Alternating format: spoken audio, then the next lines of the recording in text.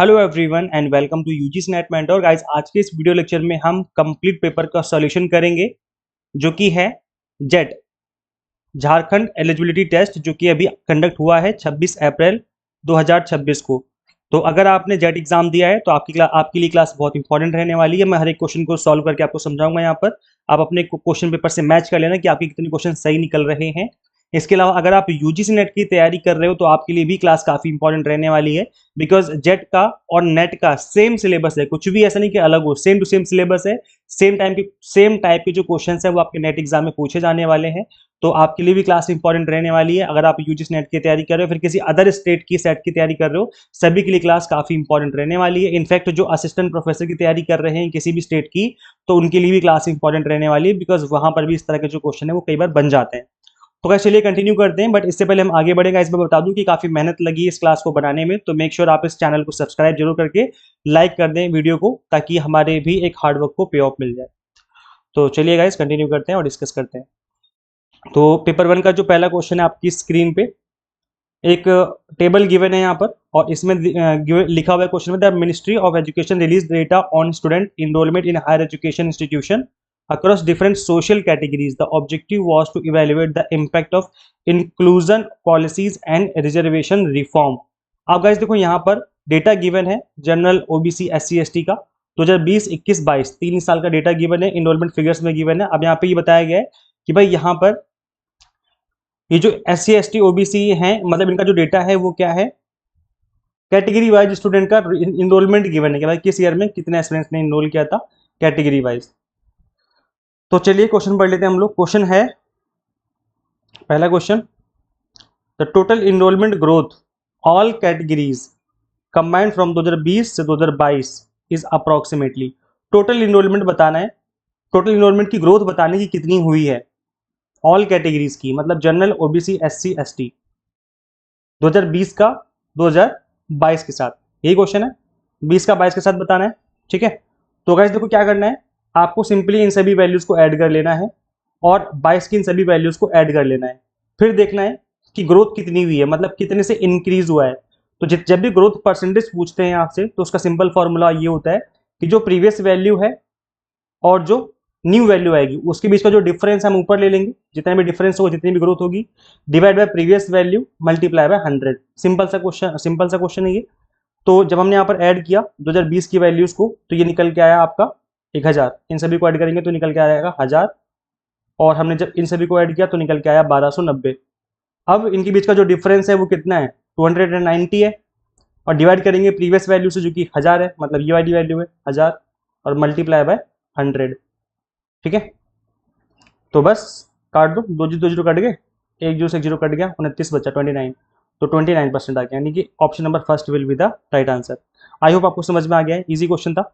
Next question आपकी screen पे देखो, क्वेश्चन में गिवन है that if SC category enrolment trend continues linearly, जैसा हो रहा है वैसे चलता रहे, प्रोजेक्टेड इनरोलमेंट 2023 में कितना हो जाएगा।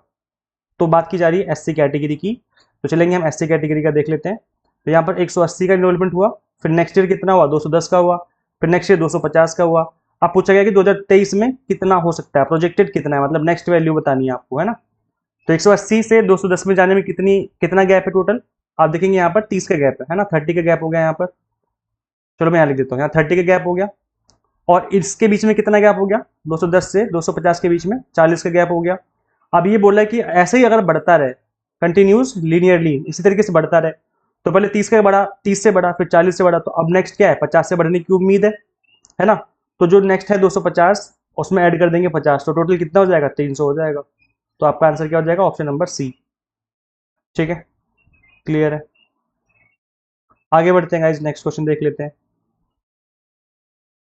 क्वेश्चन नंबर थर्ड में क्या बोला गया है, that if the variable category represents which type of data.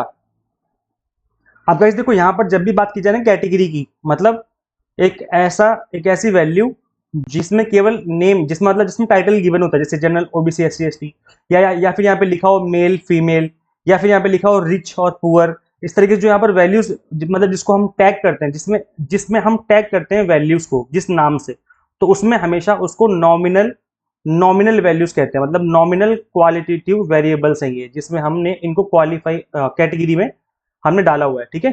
तो जो जिसमें कैटेगरी है, मैं एक बार दोबारा लेके चलता हूं ऊपर, देखो ये कैटेगरी, ये बोला जा रहा है कैटेगरी, मतलब ये जो कैटेगरी वाली लाइन है, ये जो जनरल ओबीसी एसटी लिखा हुआ है, किस तरह का डेटा है, ये न्यूमेरिकल डेटा हो गया, है ना। टाइम सीरीज के साथ कह सकते हो कि टाइम सीरीज के साथ बढ़ रहा है न्यूमेरिकल डेटा, डिस्क्रीट वैल्यू और टाइम सीरीज अगर पूछा जाए ये वाली, इसका पूछा जाए तो ये हो जाएगा आपका नॉमिनल। नॉमिनल बोलते हैं इसको, हमेशा नॉमिनल डेटा बोलते हैं या फिर नॉमिनल वैल्यूज आप कह सकते हो, क्योंकि वहां पर केवल टैग किया जाता है, नाम से टैग किया जाता है। ऐसे S C S T OBC tag कर दिया, ऐसे ही हम रिच पुअर कर सकते हैं, मेल फीमेल कर सकते हैं, बॉयज गर्ल्स कर सकते हैं, वो सब नॉमिनल वैल्यूज होती हैं, ठीक है। नेक्स्ट है आपका rising enrolment among S C S T categories mostly strongly suggest. अगर एस सी एस टी की कैटेगरीज में अगर इनरोलमेंट बढ़ रही है तो इसका क्या मतलब है, इसका मतलब है कि इफेक्टिव इम्प्लीमेंटेशन हो रहा है सोशल जस्टिस पॉलिसीज का, मतलब जो भी गवर्नमेंट ने सामाजिक न्याय नीतियों का प्रभावी तरीके से वहां पर इम्प्लीमेंटेशन हो रहा है। तो ये तो खैर थ्योरेटिकल क्वेश्चन पूछ लिया गया, ये दो क्वेश्चन थोड़ा सा थ्योरेटिकल टाइप के पूछ लिए गए आपसे न्यूमेरिकल क्वेश्चन में, तो इस तरह के क्वेश्चन भी देखने को मिल जाते हैं कहीं पर। नेक्स्ट क्वेश्चन है क्वेश्चन नंबर 5, असर्शन रीजन वाला क्वेश्चन है। असर्शन है दैट, अच्छा असर्शन यहाँ पे गिवन है, ऑनलाइन मेथड लाइक मूक promote autonomy and self based learning. बिल्कुल सही बात है, आप ऑटोनॉमी लेके आते हो, सेल्फ इंडिपेंडेंट होकर एस्पिरेंट्स पढ़ सकते हैं और सेल्फ बेस्ड लर्निंग के साथ पढ़ सकते हैं, रिकॉर्डेड लेक्चर्स देख सकते हैं, सही बात बोली जा रही है। रीजन क्या है, online learning platforms provide a fixed schedule and mandatory physical presence. तो ऑनलाइन लर्निंग प्लेटफॉर्म जो होते हैं क्या वो फिक्स शेड्यूल बनाते हैं, ऐसा नहीं है, और मैंडेटरी नहीं करते फिजिकल प्रेजेंस को, तो ये भी गलत है, यानी कि रीजन सही नहीं है। तो ए तो सही है लेकिन आर इज नॉट करेक्ट, तो ऑप्शन नंबर सी हो जाएगा इस क्वेश्चन का right answer. Question number 6, which of the following social characteristics is specifically associated with the identity versus role confusion crisis in adolescent learner। Adolescent learner कौन होते हैं, जिनकी as छोटी होती है, मतलब 12-14 साल के जो बच्चे होते हैं। तो उसमें बोला जा रहा है कि यहाँ पर अगर हम बात करें, हिंदी में भी देख लेते हैं कि पहचान बनाम भूमिका भ्रम, मतलब उनके अंदर मूड स्विंग वगैरह होते रहते हैं और आइडेंटिटी वर्सेस रोल कंफ्यूजन उसके अंदर उनके अंदर क्रिएट होता रहता है। तो इसका क्या मतलब है, किस तरह का सोशल कैरेक्टरिस्टिक है ये, the development of personal fable and imaginary audience, ये इसका राइट आंसर हो जाएगा, व्यक्तिगत मिथक और काल्पनिक दर्शक का विकास। एडोलेसेंट लर्नर के अंदर सबसे ज्यादा इस तरह की जो चीजें वो देखी जाती है कि उनके अंदर मूड स्विंग होते हैं, आपने देखा होगा कि जो 12-14 साल के बच्चे उनके अंदर मूड स्विंग होते हैं बहुत ज्यादा, है ना, और कई बार उनकी इमेजिनरी दुनिया भी बनाना शुरू कर देते हैं वो। गाइस इससे पहले हम और आगे बढ़े, मैं आपको बता दूं कि अभी हमारा यूजीसी नेट का एग्जाम टारगेटेड जो कोर्स है वो हमने स्टार्ट किया 2 मंथ का, क्योंकि जून में एग्जाम है। तो अगर आपने अभी तक अच्छे से स्टडी नहीं की है तो हमने इन सभी कोर्सेज को आप सभी के लिए ही स्टार्ट किया है, क्योंकि इसमें कंप्लीट कंटेंट को आप मिनिमम टाइम में फिनिश कर लेंगे, इस तरीके से कोर्स को डिजाइन किया गया है। तो हम आपको कॉमर्स मैनेजमेंट पॉल साइंस भी पढ़ाते हैं, प्लस इन सभी की कॉम्बो कोर्स भी अवेलेबल है। तो अगर आप इंटरेस्टेड है तो आप इनरोल करके प्रिपरेशन स्टार्ट कर सकते हो। कंप्लीट कंटेंट बाइलिंगुअल फॉर्मेट में मिलता है आपको, कंप्लीट वीडियो लेक्चर्स मिलेंगे, 100 mock test and PDF notes मिल जाएंगे, जिसके थ्रू आप मल्टीपल टाइम रिवीजन और प्रैक्टिस कर पाएंगे। तो गाइस देखो, आपको करना क्या होगा, सिंपली गूगल प्ले स्टोर से एग्जाम मेंटर ऐप इंस्टॉल कर लेनी है। अगर आप एक iOS यूजर है तो उसका लिंक हमने आपको अलग से इसी वीडियो के description box and comment box में दे दिया है। तो कंप्लीट कंटेंट हमारा इसी ऐप में अवेलेबल है। चलिए गाइस नेक्स्ट क्वेश्चन करते हैं। नेक्स्ट क्वेश्चन है कि असर्शन रीजन इसमें भी गिवन है। असर्शन बोल रहा है that adolescent learner are more likely to exhibit affective volatility in the classroom. तो यहाँ पर भी वही चीज बोली जा रही है कि जो एडोलेसेंट बच्चे होते हैं, यानी जो किशोर बच्चे होते हैं 12-14 साल वाले बच्चे, उनके अंदर क्या होता है, अफेक्टिव वॉलेटिलिटी होती है, मतलब उनके अंदर जो भावनात्मक होता है वो अस्थिरता होती है, मतलब मूड स्विंग बोलते हैं इसको हम हिंदी में अगर सिंपल टर्म्स में बात करें तो इमोशनली मूड स्विंग होते रहते हैं उनके, कभी अच्छा फील होता है कभी बुरा फील होता है, क्योंकि उनकी बॉडी में काफी सारे चेंजेस भी हो रहे होते हैं। तो ये बात सही है, सही बोला जा रहा है। उसके बाद आगे बोला गया रीजन में that pre frontal cortex responsible for executive function and impulse control is still developing during adolescence. तो जो प्रेफ्रंटल कॉर्टेक्स होता है, मतलब जो मत्था होता है, आपकी जो दिमाग है ना, आपका जो पूरा मुंडी है, तो आंखें हमारी यहाँ पे हैं, तो मत्था यहाँ पे होता है ऊपर हमारे, यही होता है प्रीफ्रंटल कॉर्टेक्स, और ये जो है वो डेवलप हो रहा होता है एडोलेसेंट लर्नर के अंदर। तो ये बात भी सही बोली जा रही है। तो इसका मतलब यहाँ पर ऑप्शन नंबर ए हो जाएगा, both A and R correct and R is the correct explanation of A. Next question है और ये भी थोड़ा सा उसी से रिलेटेड ही है। Self efficacy in a learner is most significantly affected by which of the following. Self efficacy क्या होती है गाइस, कि आप किसी चीज को कितना अचीव कर सकते हो, मतलब आपके अंदर कहते हैं ना कि कितनी कुव्वत है या आपके अंदर कितनी पावर है किसी चीज को अचीव करने की, होता है ना कि बहुत हिम्मती इंसान है, ये हम आम भाषा में कहते हैं। तो वो वाली बात है, सेल्फ एफिकेसी है। तो यहाँ पे बोला जाता है इज इन अ लर्नर, एक हर इंसान के अंदर है ये, is most significantly affected by which of the following.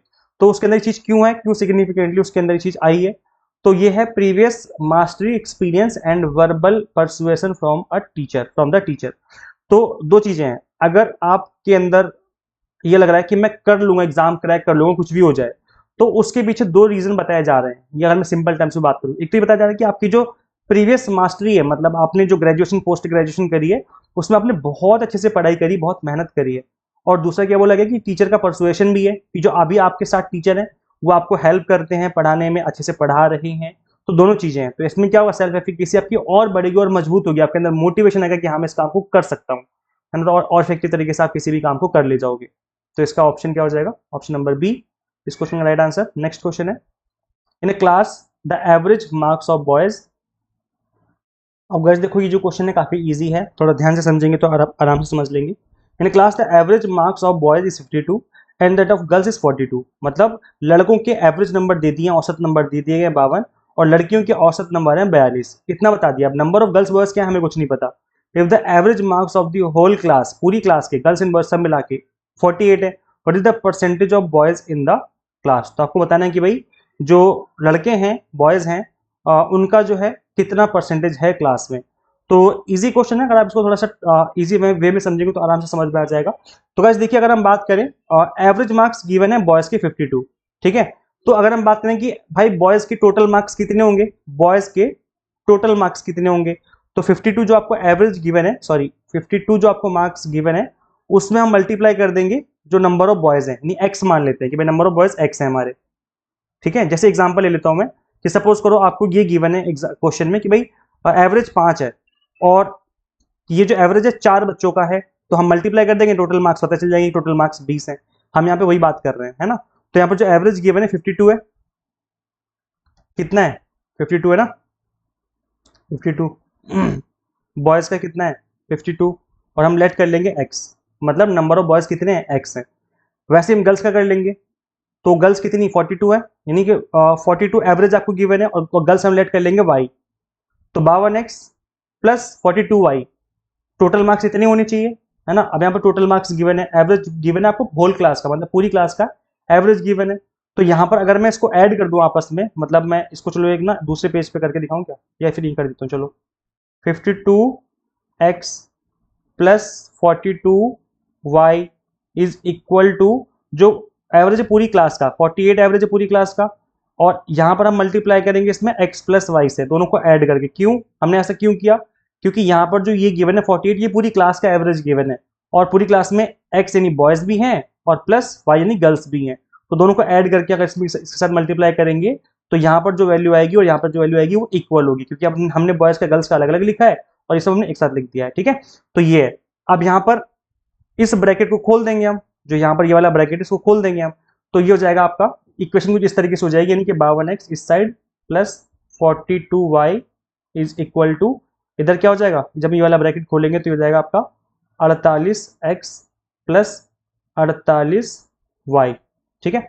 अब इसको सॉल्व कर लो, तो x को x के साथ सॉल्व करेंगे, यानी 52x 48x, इसको इधर लेके आ जाओ, तो कितना बचेगा, आई थिंक ये बचेगा आपका 52 में से 48 जाएगा तो कितना बचेगा, हाँ मेरे ख्याल से 4 बचना चाहिए, है ना, 4x, और 48 42 को उधर लेके आ जाओ, y को y के साथ सॉल्व कर लो, तो आई थिंक इधर बचेगा कितना 42 और 6 48, यानी कि 6y बचेगा, है ना। तो बस x अपॉन में y जो हो जाएगा, यानी कि जिसका रेशियो निकलेगा 2 दूना 4 2 तिया 6, यानी कि हो जाएगा आपका 2x is equal to 2y। अब जो हमें बताना है वो किसका बताना है, 2x is 3y, 2x is equal to 3y, ये निकल के आ गया। हमें बताना किसका था, बॉयज का पूछा गया था, है ना, और बॉयज को हमने क्या लेट किया हुआ, एक्स लेट किया हुआ है, यार बॉयज 52x था ना, एक्स की टर्म्स में है, तो हमें क्या करना पड़ेगा यहाँ पर, तो पहले तो इसको रेशियो में बना लो, 2x is equal to 3y करके जो है ना, तो ये हो जाएगा आपका x अपॉन में y इज इक्वल टू 3 अपनी जगह पे रहेगा और 2 इधर आ जाएगा, है ना, तो ये हो जाएगा x upon y is equal to 3:2, मतलब जो रेशियो बना है वो क्या बना है 3:2 का रेशियो बन गया girls and boys and girls का, ठीक है। तो ये x अपॉन में y है, तो पहले x की वैल्यू है फिर y की वैल्यू है, हमें पूछा गया था किसका, बॉयज का पूछा गया था, तो बॉयज क्या है, बॉयज यहाँ पर x है, तो बस निकाल दो, क्या निकालना है परसेंटेज निकालना था ना, तो परसेंटेज के टर्म्स में ले लो इसको, x यानी बॉयज पूछेगा तो 3 ऊपर ले लो, और टोटल परसेंटेज 3:2 है तो टोटल 3:5 हो जाएगा, मल्टीप्लाई बाय 100, बस 5 दूना 10, 3 दूना 6, मतलब 60% हो गया, मतलब ये हो जाएगा ऑप्शन नंबर बी। तो भाई इतनी पूरी कहानी थी, आसान क्वेश्चन है, बस मैं करके दिखाने इसलिए आपको थोड़ा लेंदी लग रहा होगा, और इसको खुद कर करोगे ना बहुत ईजी क्वेश्चन है, मतलब एवरेज के क्वेश्चन तो ईजी होते ही हैं। नेक्स्ट क्वेश्चन है आपका, in the square of position, देखो कितना डायरेक्ट क्वेश्चन पूछ लिया गया है। स्क्वायर ऑफ पोजीशन में सब अल्टरेशन पूछा गया कि कहाँ पे एग्जिस्ट करता है, तो ये रहा आपका स्क्वायर ऑफ पोजीशन, आपको दिख रहा है यहाँ पर, मैंने स्क्वायर ऑफ पोजीशन बना रखा था यहाँ पर छोटा सा। तो यहाँ पर आप देखेंगे सब अल्टरनेशन जो होते हैं इस जगह पे होते हैं, ए का आई के साथ सब अल्टरनेशन होता है और ई का ओ के साथ होता है। अब आपको देखना है कि क्वेश्चन में क्या गिवन है, तो हमें ए का आई, ए एंड आई गिवन है यहाँ पर, और एक होता है आपका ई का ओ के साथ, तो वो पेयर गिवन ही नहीं है, इसका मतलब ऑप्शन नंबर सी ही जो है आपका राइट आंसर हो जाएगा। अब कैसे एक चीज मैं आपको बताऊं, ये क्वेश्चन आपका यूजीसी नेट में पूछा गया क्वेश्चन है, ये आपका एग्जाम में पूछा गया क्वेश्चन है, गाइस बिलीव मी, ये आपके एग्जाम में पूछा गया क्वेश्चन, मैंने इसको सॉल्व भी करवाया था। तो इसलिए मैं कहता हूं कि भाई प्रैक्टिस करते रहो, यहाँ का क्वेश्चन वहां डाल देते हैं, और देखना ये क्वेश्चन यूजीसी नेट से लिया है, और हो सकता है कि यूजीसी नेट वाले यहाँ का क्वेश्चन डाल दें वहां पर, कोई बड़ी बात नहीं है, इसलिए क्लास सबके लिए इंपॉर्टेंट, ध्यान से देखिए। नेक्स्ट क्वेश्चन है, in a group communication setting the term group think refers to, group think बताना है कि क्या होगा।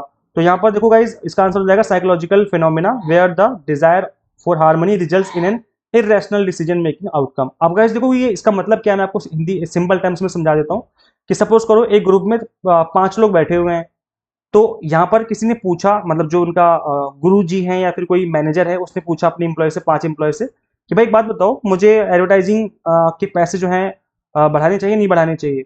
तो यहाँ पर एक ने बोला कि हाँ हाँ सर बिल्कुल बढ़ाने चाहिए, और बाकी 4 लोग भी यही बोलने लगे उसको देख करके सुन करके कि हाँ सर आपको बढ़ाने चाहिए पैसे। तो यहाँ पे क्या है, यहाँ पे ग्रुप थिंक है। ग्रुप थिंक का मतलब है कि इस ग्रुप में लड़ाई ना हो और सभी आपस में बना के रखें, और मतलब कोई कॉन्फ्लिक्ट पैदा ना हो, इस वजह से सबने एक ही तरह का आंसर देने का ट्राई किया, जबकि बाकी 4 लोग ये भी कह सकते थे कि सर हम एडवर्टाइजिंग ना बढ़ा करके हम एक काम करते हैं, हम पब्लिसिटी करते हैं। पब्लिसिटी में क्या होता है, पैसे भी खर्च नहीं होते और आपकी एडवर्टाइजिंग भी हो जाती है। मतलब कुछ ऐसा काम कर दो, जैसे सोशल मीडिया पे कुछ कर दो, या फिल्म थेरेपी कर दो, बाहर गरीबों में जाके कंबल बांट दो या कोई रोटी बांट दो, और उसको वीडियो बना के डाल दो इंटरनेट पे। इससे क्या होगा, पब्लिसिटी मिलेगी कि मतलब यहाँ की कंपनी तो गरीबों की हेल्प कर रही है। तो इस तरह के आइडियाज भी तो आ सकते हैं ना। लेकिन ग्रुप थिंक का मतलब होता है कि जो ग्रुप में एक बंदे ने बोला, बाकी सब सुन करके उसी की हाँ में हाँ मिला करके, और उसी मतलब बात खत्म हो गई। तो ये चीज यहाँ पर ग्रुप थिंकिंग में हो रही होती है, जो कि गलत है। तो यहाँ पे देखो आप पढ़ोगे तो समझ में आ जाएगा, साइकोलॉजिकल फिनोमिना है ये, where the desire for harmony, harmony का मतलब क्या होता है कि भाई लड़ाई ना हो, आपस में बातचीत अच्छी बनी रहे, हमारे ग्रुप में सामंजस्य बना रहे, result in a irrational decision making outcome. और जो डिसीजन मेकिंग है वो इरेशनल यानी कि समझदार भरा डिसीजन नहीं होता है, तर्कहीन निर्णय हो जाता है, क्योंकि सभी का जो मत था वो एक ही जैसा था, किसी ने अपने पॉइंट नहीं रखे। नेक्स्ट क्वेश्चन जो था आपका, ये पूछा गया था आपका नंबर सीरीज के ऊपर। नंबर सीरीज गिवन है 1 2 6 21 88। नेक्स्ट बताना था कि क्या है। तो ये भी थोड़ा सा टेक्निकल टाइप का क्वेश्चन था, बस थोड़ा सा दिमाग लगाना था। ऐसे देखो यहाँ पे आपको स्क्रीन पे दिख रहा होगा, थोड़ा सा इसको मैं जूम कर देता हूँ, दिख रहे हो ना। थोड़ा जूम आउट करूँ क्या, नहीं देख पा रहे क्या? अरे क्वेश्चन ही मिट गए, तो एक सेकेंड। हाँ जी, तो वैसे देखो यहाँ पे करना क्या था, यहाँ पे देखो स्टेप 1 में क्या करना था, 1 × 1 + 1, मतलब जो ये 1 आया है यहां से ही इसको उठाना है, इसी वैल्यू को लेना है, 1 की मल्टीप्लाई 1 में और +1, तो कितना आ गया, 2 आ गया। अब जो 2 आया है इसी को करना है हमें 2 × 2 + 2, और जब नेक्स्ट नंबर आ गया 6, तो अब क्या करना है, 6 × 3 + 3। अब जो नेक्स्ट नंबर आएगा 21, इसका क्या करना है, 21 × 4 + 4। अब नेक्स्ट जो नंबर आएगा 88, उसमें क्या करेंगे हम, 88 × 5 + 5। तो नेक्स्ट नंबर जो आएगा वो क्या आएगा, ये आ जाएगा 445।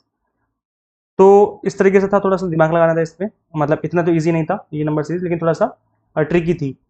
इसके अलावा नेक्स्ट क्वेश्चन है आपका, the condition of sannidhi also known as asatti in verbal testimony implies. Verbal testimony के अंदर जो है सन्निधि का क्या मतलब है। सो कंडीशन जो है वो क्या है, तो the words must be uttered in close temporal and special succession without long interval. तो क्या बोला जाएगा कि शब्द बिना लंबे अंतराल के समय और स्थान की निकटता में बोले गए हों। तो यहाँ पर जो है प्रॉक्सिमिटी की बात की जाती है। वर्बल टेस्टिमनी का मतलब क्या होता है कि जब आप ज्ञान प्राप्त करते हो किसी की चीज को पढ़ करके, मतलब आपने जो वर्ड्स में लिखा हुआ है उसको पढ़ करके आपने ज्ञान प्राप्त किया है, तो उसमें जो कंडीशन होती है सन्निधि, एक कंडीशन होती है, असत्य बोलते हैं उसको हम लोग संस्कृत में। तो उसका मतलब यही होता है कि भाई शब्द बिना लंबे अंतराल के बोले गए हों और इसके अलावा समय और स्थान की निकटता में बोले गए हों।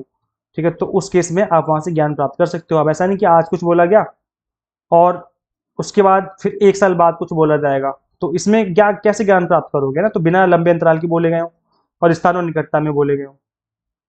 नेक्स्ट क्वेश्चन है guys, assertion engine based question था ये। अब देख लेते हैं गाइस फटाफट से। तो क्वेश्चन है कि असर्शन में था कि teaching and instruction are synonymous terms in the context of higher learning. Higher learning में यानी कि कॉलेज या फिर हम बात करें इससे बड़े लर्निंग में, टीचिंग और इंस्ट्रक्शन एक ही चीज होती है? नहीं, बिल्कुल नहीं। टीचिंग तो हमें क्रिटिकल थिंकिंग सिखाती है। देखो गाइस, मैं भी एज ए टीचर, मैंने कॉलेज में 3 साल पढ़ाया हुआ है। मैं कॉमर्स एंड मैनेजमेंट डिपार्टमेंट में मैंने 3 साल पढ़ाया हुआ है एज एन असिस्टेंट प्रोफेसर। तो गाइस देखो, मैंने भी यही कोशिश करता था कि बच्चों को रट्टू तोता ना बनाया जाए, बल्कि उनको, और जब भी मैं उनको पढ़ाता था फाइनेंस या अकाउंट्स, तो मैं उनको समझाता था, मतलब कि वो खुद से सोचना सीखे। जैसे एक क्वेश्चन मैंने करवा दिया, अब अगला क्वेश्चन बोलोगे कि बेटा अब आप मुझे करके बताओ कि आपको कितना समझ में आ रहा है, कितना आप सोच पा रहे हो। तो इससे क्या है कि बच्चे खुद की थिंकिंग लेवल डेवलप करें, वो होती है टीचिंग। और इंस्ट्रक्शन क्या होता है कि आप बस गाइडेंस दे रहे हो, निर्देश दे रहे हो कि भाई इस तरीके से कर लेना, बात खत्म। तो क्रिटिकल थिंकिंग जो है उसके अंदर नहीं आती है, तो यानी कि जो असर ने गलत दे रखा है। रीजन था teaching is a broader concept that includes the development of values and critical thinking whereas instruction is task oriented. तो ये बात सही बोली जा रही है कि भाई जो क्रिटिकल थिंकिंग, जो आपके इंस्ट्रक्शन होते हैं वो टास्क ओरिएंटेड होते हैं, मतलब एक टास्क खत्म हो गया, काम खत्म। जबकि आपकी टीचिंग है वो ज्यादा ब्रॉडर कॉन्सेप्ट होता है। तो रीजन सही है, यानी कि ए गलत है और आर सही है। तो A is not correct but R is correct, यानी कि ऑप्शन नंबर डी हो जाएगा इस क्वेश्चन का राइट आंसर। ठीक है, next question number 15। Instructional facilities that incorporate adaptive learning technologies affect the teaching learning process। अनुदेशात्मक सुविधाएं जिनमें अनुकूलनशील अधिगम तकनीकें शामिल होती हैं, शिक्षण अधिगम प्रक्रिया को किस प्रकार प्रभावित करती है? देखो गाइस, यहाँ पर एक वर्ड यूज किया गया adaptive learning technologies. Adaptive learning का मतलब समझ रहे हो ना, कि जिस चीज को अडॉप्ट, मतलब अडेप्ट किया जा सके according to the environment, according to the कि एस्पिरेंट्स कैसे हैं, पढ़ने में कैसे हैं। अगर कोई बच्चा वीक है तो उसको इसको उसके अकॉर्डिंग पढ़ाया जाएगा, अडेप्ट किया जाएगा उसके अंदर, है ना। तो यहाँ पर जो है इसका आंसर हो जाएगा डायनेमिकली एडजस्टिंग। अडेप्टिव का मतलब यही होता है कि आप एडजस्ट कर सकें, adjusting the difficulty of content based on individual learner performance. तो ऑप्शन नंबर बी हो जाएगा। बाकी ए सी डी अगर आप पढ़ेंगे तो आपको पढ़ने से ही नहीं लगेगा कि इसका आंसर होना भी चाहिए ही, है ना। तो बी हो जाएगा इसका right answer. Next question, a researcher uses snowball sampling technique, this is most likely used in the which type of research। तो क्वालिटेटिव रिसर्च में यूज होता है, क्योंकि यहाँ पर स्नोबॉल में क्या होता है कि कोई एक आपको मिलता है, फिर वो कोई दूसरे का कॉन्टैक्ट बताता है, आप उससे जाके मिलते हो, वो किसी तीसरे का कॉन्टैक्ट बताता है जिसमें आप डेटा रिकॉर्ड कर रहे होते हो, उससे बारे में मतलब उनसे स्टडी कर रहे होते हो उनके ऊपर। तो ये आपकी क्वालिटेटिव टाइप की जो है रिसर्च कहलाएगी। नेक्स्ट आपका टाइप 2 एरर पूछा गया था, ऐसे कितना ईजी क्वेश्चन है। तो मैंने आपको पता है, जब मैंने आपको पढ़ाया था अपने पेड क्लास में, जब मैं यूजीसी नेट पढ़ा रहा था आपको यूजीसी नेट वाले कोर्स में, मैंने आपको टाइप 1 एरर और टाइप 2 एरर में बहुत ही बेसिक तरीके से समझाया था, मतलब ऐसे कि जिंदगी में आप कभी नहीं भूलोगे। बता दूं कैसे? चलो बता देता हूँ। पहली गलती, टाइप 1 एरर का मतलब क्या होता है, आप ऐसे याद करो कि जो पहली गलती है, टाइप 1 एरर कब होगा? टाइप 1 एरर तब होगा जब किसी सही इंसान को आपने ठुकरा दिया अपनी लाइफ में, मतलब लव का चक्कर हुआ और आपको वो लड़की बहुत पसंद आई या लड़का बहुत पसंद आया, वो बहुत अच्छा इंसान था, बहुत अच्छा, मतलब दिल का एकदम नेक, बिल्कुल ही एकदम, कहते हैं ना कि एकदम बहुत ही प्यारा बच्चा था, लेकिन आपने उसको ठुकरा दिया, नहीं अपनाया। पहली गलती लाइफ की सबसे बड़ी वहीं पे हो गई आपसे। तो टाइप 1 एरर कब होता है? जब कोई ट्रू हो, कोई सच्चा हो और आपने उसको ठुकरा दिया, मतलब कि नल हाइपोथेसिस जो थी हमारी ट्रू थी लेकिन आपको ने उसको ठुकरा दिया, यानी रिजेक्ट कर दिया। मैंने ऐसे याद करवाया था, आपको याद होगा। तो नल हाइपोथेसिस हमारी ट्रू थी, यानी कोई इंसान सच्चा था, हमने उसको ठुकरा दिया, टाइप 1 एरर हो गया। और टाइप 2 एरर, जिंदगी की दूसरी बड़ी गलती पता है कब करते हो? जब इस स्टेज से आप आगे बढ़ते हो, मतलब सच्चे प्यार को ठुकरा दिया, लेकिन अब कोई झूठा इंसान आपको मिला। कौन मिला भाई? कोई झूठा इंसान मिला आपको, आपने उसको तुरंत फटाफट से एक्सेप्ट कर लिया अपनी लाइफ में, मतलब उसको आपने अपना लिया। तो जीवन की दूसरी सबसे बड़ी गलती कर दी आपने। ठीक है, तो ये क्या है? ये है आपका कि भाई नल हाइपोथेसिस जो थी वो फॉल्स थी, झूठा मतलब फॉल्स थी, और आपने उसको एक्सेप्ट कर लिया। तो वो क्या है? टाइप 2 एरर है। अब आ जाओ, आप क्वेश्चन पढ़ के देखो, देखते हैं आपसे कैसे सॉल्व नहीं होता ये क्वेश्चन। देखो क्वेश्चन में क्या बोला गया था, टाइप 2 एरर बताना है। टाइप 2 एरर का मतलब क्या था कि आपने झूठे इंसान को एक्सेप्ट कर लिया, यानी कि accepting the false null hypothesis. देखो भाई मतलब इतने इजी लैंग्वेज में बता रहा हूँ भाई, इससे इजी लैंग्वेज तो हो ही नहीं सकती समझाने की। हर किसी लाइफ में ऐसा होता है, मतलब हर किसी में तो खैर नहीं, लेकिन 90 to 99% लोग ऐसे होते हैं जिनकी लाइफ में कोई ना कोई आता ही है। और फर्स्ट टाइम जब लाइफ में कोई अच्छा इंसान आ जाए, बहुत एकदम जेन्युइन ट्रू इंसान हो, और आपने उसको रिजेक्ट कर दिया, यानी लाइफ की पहली गलती आपने वही कर दी।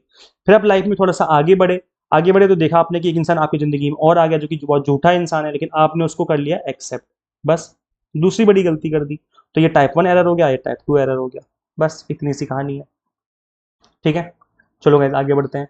Next question, researcher conduct a study on the impact of a new teaching method. They conduct that the method is significantly better than the old one. However, it in reality there is no difference between the two way method.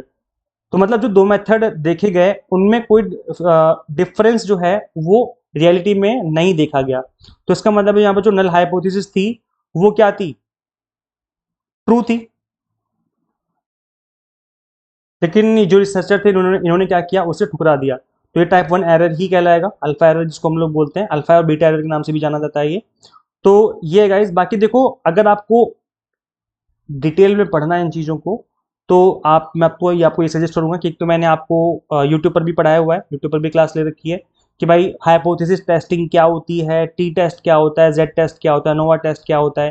तो अगर आपको नहीं पता तो ये सब इन सब के बारे में, और नल हाइपोथेसिस क्या होती है ना, और बाकी टाइप 1 टाइप 2 सब कुछ ही मैंने एक सिंगल क्लास में, एक छोटी सी क्लास है 30 मिनट की, मैंने यूट्यूब पर भी पढ़ाई हुई है। तो उस क्लास का मैं लिंक दे दूंगा डिस्क्रिप्शन बॉक्स में, कमेंट बॉक्स में, तो आप उस क्लास को देख सकते हो। अदरवाइज आप यूट्यूब पर भी सर्च करेंगे यूजीसी नेट मेंटोर, जिस नाम से हमारा चैनल है, आगे लिख देना टी टेस्ट, ऐसे लिख करके सर्च कर लेना, तो क्लास आ जाएगी हाइपोथेसिस टेस्टिंग वाली। उसको आप जरूर देख लीजिए, उससे क्या है आपके कॉन्सेप्ट ही क्लियर हो जाएंगे। तो कोई क्वेश्चन बनेगा फ्यूचर में तो आप उसका आंसर इजीली कर पाएंगे। जरूर देखना क्लास, है ना, इंपॉर्टेंट क्लास है वो। नेक्स्ट क्वेश्चन है आपका, विच of the following describe the Vancouver style of referencing. Vancouver style of referencing बारे में पूछा गया है।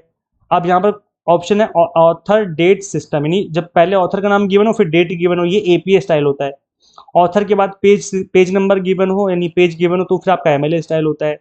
फुट नोट ओनली सिस्टम हो तो फिर आपका शिकागो स्टाइल होता है वो। न्यूमेरिकल सिस्टम होता है आपका ये वैंकूवर स्टाइल, आपका न्यूमेरिकल सिस्टम होता है, यानी कि ऑप्शन नंबर सी हो जाएगा इस क्वेश्चन का राइट आंसर। और इसके अलावा गाइस जो वैंकूवर सिस्टम, ये जो न्यूमेरिकल सिस्टम है वो कहाँ यूज होता है, जनरली ये मेडिकल साइंस में यूज होता है, मेडिकल साइंस में या फिर साइंस ज़्यादातर साइंस जो साइंटिस्ट बनते हैं उसके इसमें यूज होता है। वो लोग क्या करते हैं, जब कुछ लिख रहे होते हैं ना तो वहाँ पर नंबरिंग डाल देते हैं, जैसे इस लाइन में कोई नंबर 1 लिख दिया, फिर लिखते लिखते लिखते नंबर 2 लिख दिया यहाँ पर, फिर इसकी जो नंबरिंग है 1 2 इसके बारे में बाद में एक्सप्लेनेशन डाल देते हैं कि भाई नंबर 1 का मतलब ये था, नंबर 2 का मतलब ये था। इसी को कहा जाता है Vancouver style of referencing. Numerical system होता है, मतलब इसमें नंबरिंग डाल देते हैं। आपने देखा भी होगा कई बार कि विकीपीडिया के ऊपर भी आपने देखा होगा नंबरिंग होती है ना, कोई वर्ड होता है यहाँ पर नंबर 1 लिखा होता है, किसी वर्ड पे नंबर 2 लिखा होगा, किसी वर्ड पे नंबर 3 लिखा होगा, और इन सभी की जो मीनिंग है आपको बिल्कुल एंड में मिल जाएगी कि भाई इसका क्या मतलब है। तो इसी को बोलते हैं हम लोग वैंकूवर स्टाइल ऑफ रेफरेंसिंग, ठीक है। आगे बढ़ते हैं गाइस, देखो अगर आपने थोड़ा सा भी इसके बारे में अच्छे से समझ लिया तो नेक्स्ट क्वेश्चन का आंसर आप इजीली कर पाओगे। अभी जो एपीए स्टाइल है, नहीं एपीए स्टाइल ये वाली जहाँ पर ऑथर और डेट सिस्टम होता है, तो अब बताना है कि इसमें बताओ कौन सा है। तो ऑथर के बाद डेट होनी चाहिए, वही आपका एपीए होना चाहिए ना। तो ऑथर के बाद डेट केवल इसी में, मतलब जिसमें ईयर है, तो ऑप्शन नंबर बी हो जाएगा।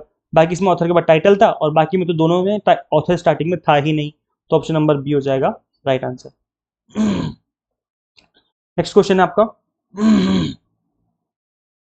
Action research is cyclical process involving plan, act, observe and reflect. सही बात बोली जा रही है।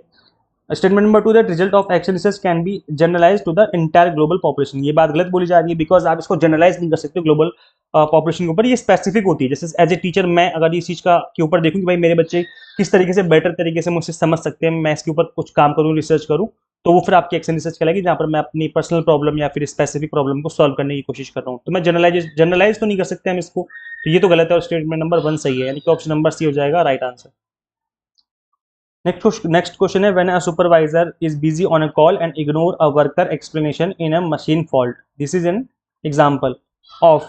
तो इसमें क्या है, देखो दो चीजें हैं, तो मशीन फॉल्ट सुन के ना आपको लगेगा कि ये मैकेनिकल बैरियर है, तो ऐसा बिल्कुल भी नहीं है। हमें बात करनी कि भाई सुन क्यों नहीं पा रहा है वो, तो सुपरवाइजर जो सुन नहीं पा रहा है, बिजी है ऑन कॉल, तो ये क्या एक साइकोलॉजिकल बैरियर कहलाएगा, जहां पर आप किसी बात को अनसुना कर देते हो due to your mental health. अब ये मेंटल हेल्थ किसी भी तरह की हो सकती है कि भाई आप कॉल पे बिजी हो, या आपके दिमाग में कुछ ख्यालात चल रहे हैं, कुछ और सोच रहे हो, है ना, या अपने माइंड में कुछ और ही सोच के पहले से बैठे हो और मैं कुछ कहना चाह रहा हूँ तो आप समझिए, आपको समझ भी नहीं आ रहा है ना। तो इस तरह की जो चीजें वो सब कुछ ही साइकोलॉजिकल बैरियर कहलाएंगी। तो अगर वो कॉल पे है, उसका ध्यान ही नहीं है उसकी तरफ, इसका मतलब साइकोलॉजिकल बैरियर है, क्योंकि यहाँ पर उसका जो दिमाग है वो अपने अंदर घुसने नहीं दे रहा अपनी बात, उसकी बातों को, क्योंकि वो कॉल पे बिजी है।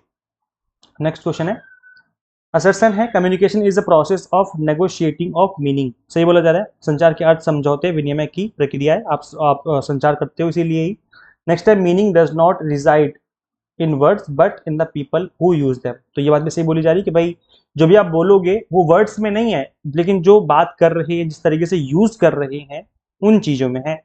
जैसे मैं बोलूंगा कि अच्छा, तो मतलब अच्छा है, मतलब गुड है, अच्छा अच्छी बात है ना। मैं बोलूंगा अच्छा, तो इसका मतलब क्या हो गया कि वो गुड नहीं है, मैं कुछ उसको व्यंग तरीके से बात कर रहा हूँ, है ना। एक होता है अच्छा, एक होता है अच्छा हमको सिखा रिया है, वो वाली लाइन याद है पीके वाली। तो वो वाली चीज है कि मतलब वर्ड्स को कैसे यूज किया जा रहा है, उसके उसमें उसकी मीनिंग छिपी होती है। तो वर्ड्स में मीनिंग नहीं छिपी है, उसको यूज कैसे किया जा रहा है उसमें मीनिंग छिपी है। जैसे हम भाई को अपने बोल देते हैं छोटा भाई है या बड़ा भाई है या बहन भाई, आपस में लड़ाई झगड़े में बोलते हैं ना, अब एक भाग कुत्ते कहीं का, कुत्ता कहीं का। तो इसका मतलब कुत्ता मतलब डॉग नहीं हो गया वो, उसको एज ए वो आपस में यूज कैसे कर रही हैं उसमें उस मीनिंग को बोला जा रहा है ना। तो ये बात है। तो मतलब ये बात भी सही बोली जा रही है कि भाई जो मीनिंग है वो उनके यूज में डिपेंड करती है, ना कि वर्ड्स की एक स्पेसिफिक मीनिंग में। तो ये बात जो है सही है, नहीं कि ए भी सही है और जो आ रहा है वो करेक्ट एक्सप्लेनेशन ए हो जाएगा। चलो नेक्स्ट क्वेश्चन। कुछ वर्ड्स हैं, काइनेसिक्स, प्रोक्सिमिक्स एंड हैप्टिक्स आर सब टाइप। किस चीज के टाइप्स हैं ये है नॉन वर्बल कम्युनिकेशन के, क्योंकि यहाँ पर इनकी कुछ मीनिंग्स हैं। जैसे काइनेसिक्स जो है वो क्या है, बॉडी मूवमेंट है, कि आप बॉडी को कितना हिला रहे हो। दूसरा प्रोक्सिमिक्स, मतलब इसका होता है स्पेस एंड टच। हैप्टिक्स मतलब होता है टच, और प्रॉक्सिमिक्स का मतलब होता है स्पेस। तो इसका मैं एक एग्जांपल लेके बताऊंगा तो आपको समझ में आएगा। कि सपोज करो एक पर्सन है जिसके बारे में आप जानते नहीं हो, थोड़ा स्ट्रेंजर है, तो उससे थोड़ा सा ना डिस्टेंस में खड़े होकर के आप बात करोगे, थोड़ा डिस्टेंस में खड़े होकर बात करोगे। लेकिन अगर आपका कोई गर्लफ्रेंड बॉयफ्रेंड हो, या फिर कोई हस्बैंड वाइफ हो, या फिर बहन भाई हो, तो इसमें आपस में डिस्टेंस कम होगी, मतलब आप आपस में बिल्कुल खड़े होकर भी बात कर सकते हो। लेकिन कोई स्ट्रेंजर है तो उससे आप दूर से थोड़ा सा डिस्टेंस मेंटेन करके बात करोगे। ये सुनो, ऐसा है कि नहीं है, डिस्टेंस थोड़ा सा कम हो जाएगी ना आपस में जब बात करोगे। तो प्रॉक्सिमिक्स मतलब स्पेस की बात हो रही है यहाँ पर, कि कितना स्पेस क्रिएट कर रहे हो। तो यहाँ पर नॉन वर्बल कम्युनिकेशन के अंदर आ जाएगा, क्योंकि यहाँ पर इसी बात से पता चल जाएगा कि वो आपका स्ट्रेंजर है या फिर आपका अपना बंदा है वो, है ना। तो इसके बाद टच की बात आ जाती है कि हम किसी को टच करके बात कर रहे हैं, या हम बिना टच के बात करें। देखो टच करके हम बात तभी करेंगे जब हमारा अपना बंदा होगा, और अगर स्ट्रेंजर तो हम टच करके बात नहीं करेंगे, दूर से बात करेंगे। तो ये सब नॉन वर्बल कम्युनिकेशन के अंदर चीजें आ जाएंगी। पैरा लैंग्वेज जो है वो किसके, विच इंक्लूड्स, ये सब कम्युनिकेशन की क्वेश्चन है गाइस। वो following elements, which of the following elements. तो गाइस देखो पैरा लैंग्वेज के अंदर हम बात करते हैं पिच की, टोन की, वॉल्यूम की, एंड पॉजेज इन स्पीचेस की। तो इसी के सब पार्ट्स होते हैं ये। तो गाइस इसको याद कर लीजिए अच्छे से। नेक्स्ट क्वेश्चन है, a man walks 10 kilometre north and turns 45 degree clockwise and walks 5 kilometre then turns 135 clockwise and walks 10 kilometre in which direction he is now from his starting point. तो ये तो काफी इजी क्वेश्चन है, आप इसको अपने page पे draw करके बता सकते हो कि भाई 10 किलोमीटर जो है वो पहले नॉर्थ की तरफ गया है, फिर 45 डिग्रीज घुमा है आपका क्लॉकवाइज, उसके बाद 5 किलोमीटर गया है। इसका जो आंसर नॉर्थ ईस्ट आएगा, ऑप्शन नंबर ए। बाकी आपको क्या लगता है इसका आंसर क्या होना चाहिए, आप मुझे कमेंट में बता सकते हैं अगर आप मुझसे सहमत नहीं है तो। नेक्स्ट क्वेश्चन है, the city new bike lane initiative has failed because the number of car accident has not decreased since the lane were installed. क्या बोला जा रहा है कि भाई सिटी में न्यू बाइक लेन बनाएगी, मतलब बाइक को निकलने के लिए अलग से रास्ता बना दिया गया। एक हाईवे है और यहाँ पर 3 लाइनें बना दी गई भाई, एक कार के लिए, एक बस के लिए और एक बाइक के लिए। बाइक के लिए अलग से लाइन बना दी गई, ये बोला जा रहा है, ठीक है। Now which of the following is true, most weakness the argument. जो मतलब मोस्ट वीकनेस आर्ग्यूमेंट जो इसमें से कौन सी है। तो गाइज देखो यहाँ पर आप चारों स्टेटमेंट पढ़ेंगे तो ये इसमें आपको समझ में आएगा कि जो option number B right answer हो जाएगा, because total traffic volume in the city increase by 25% during the same period. ये बोला जा रहा था कि भाई अगर हमने बाइक की अलग से लाइन बना दी है, न्यू बाइक लेन बना दी, फिर भी एक्सीडेंट बढ़ गए। देखो लिखा हुआ है car accident has not decreased, है ना, failed because the number of car in accident has not decreased. तो कार नंबर ऑफ जो कार एक्सीडेंट है वो डिक्रीज नहीं हुए हैं, तो जबकि न्यू बाइक लाइन हमने बना दी अलग से। तो क्या रीजन हो सकता है, रीजन ये हो सकता है that total traffic volume in the city increase by 25% during the same period. मतलब ट्रैफिक बढ़ गया होगा 25% से, नई कारें आ गई होंगी मार्केट में, जिसकी वजह से जो नंबर ऑफ एक्सीडेंट्स हैं वो उन पे कोई फर्क नहीं पड़ा, वो अभी भी उतने ही हो रहे हैं। तो इसका आंसर ऑप्शन नंबर बी हो जाएगा। Next question, find the missing number in the series 7, 20, 47 and इस तरीके से नंबर गिवन है। तो इसका गाइस राइट आंसर क्या हो जाएगा, चलो देख लेते हैं। इसका आंसर तो इसी में छुपा हुआ है, सामने 436 है, यहाँ पर इन्होंने सॉल्व करके बताया हुआ है, जिस बच्चे का पेपर है ये। तो जो नंबर है 7 की मल्टीप्लाई 2 में की, यानी 7 दूनी 14 प्लस 6 20 हो गया। फिर जो नेक्स्ट नंबर हमें 20 मिला है उसकी मल्टीप्लाई हम 2 में करेंगे, यानी 20 दूनी 40 प्लस 7 करेंगे, यानी कि एक नंबर बढ़ा देंगे आगे तो 47 आ जाएगा। फिर जो नेक्स्ट नंबर हमें मिल गया 47, उसकी मल्टीप्लाई हम 2 में करेंगे और ऐड कर देंगे, यानी कि ऐड करने वाला एक नंबर बढ़ता जा रहा है, तो ऐड करेंगे तो मिल जाएगा आपको 102 मिल जाएगा, है ना। फिर नेक्स्ट नंबर 102 की मल्टीप्लाई हमने किस में करी, 102 की मल्टीप्लाई हमने 2 में करी और ऐड कर दिया 9, तो हमें मिल गया 213। अब हम 213 की मल्टीप्लाई करेंगे 2 में और ऐड कर देंगे 10, इस तरीके से हमें मिल जाएगा 436।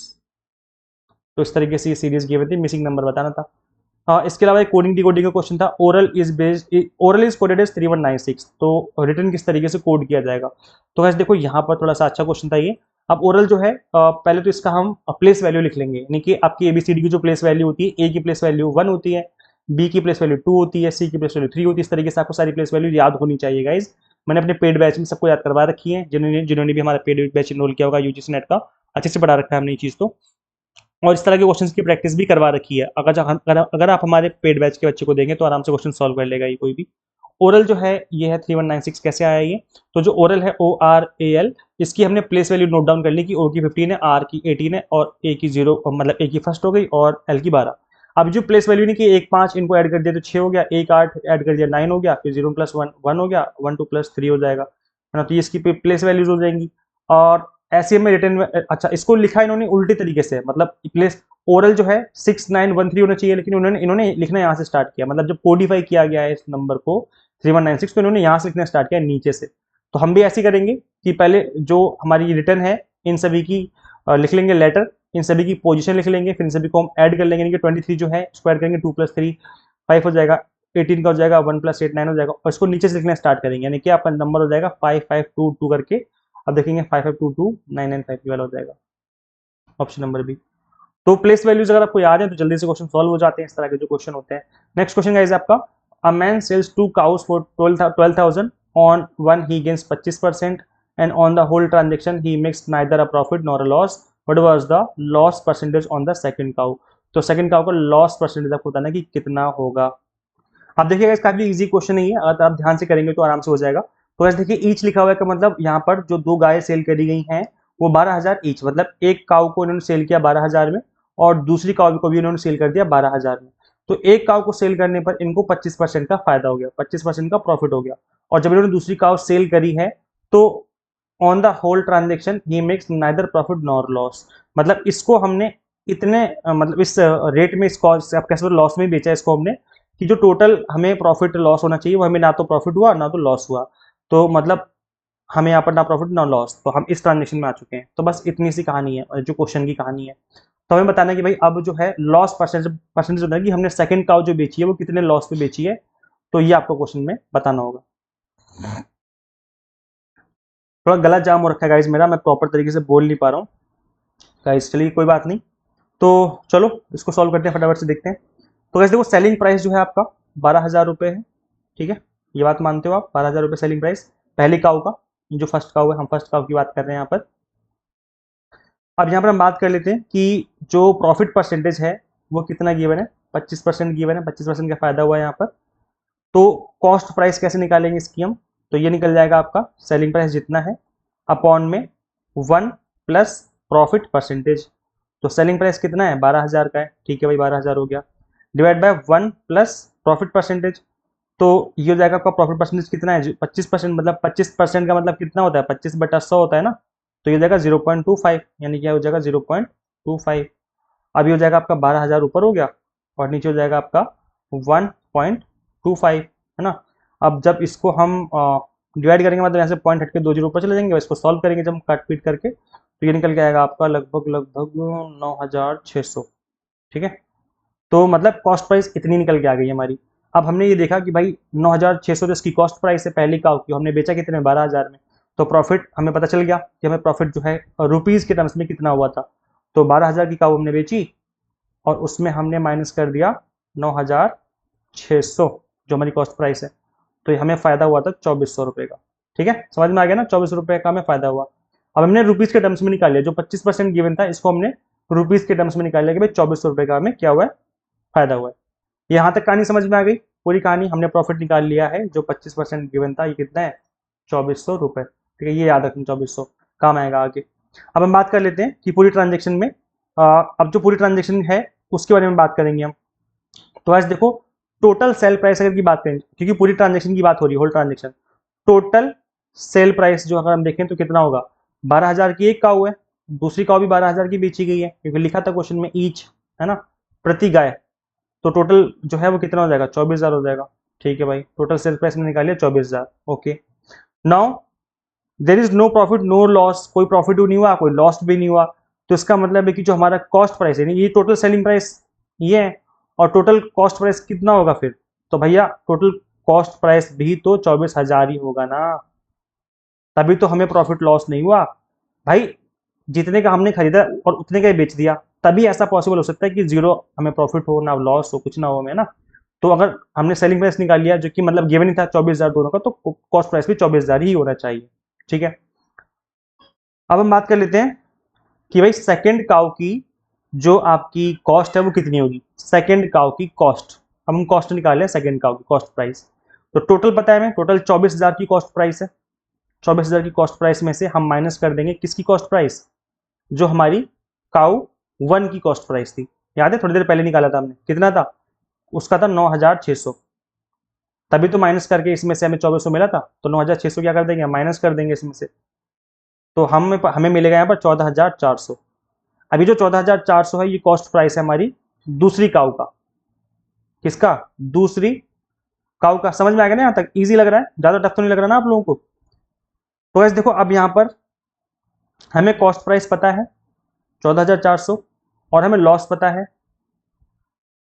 लॉस कैसे पता है हमें, क्योंकि हमें जो गेन हुआ था 25% का, 2400 का प्रॉफिट हुआ था, तो 2400 का ही लॉस हुआ होगा, तभी तो हमें पूरी ट्रांजेक्शन पे नो लॉस नो प्रॉफिट हुआ है ना।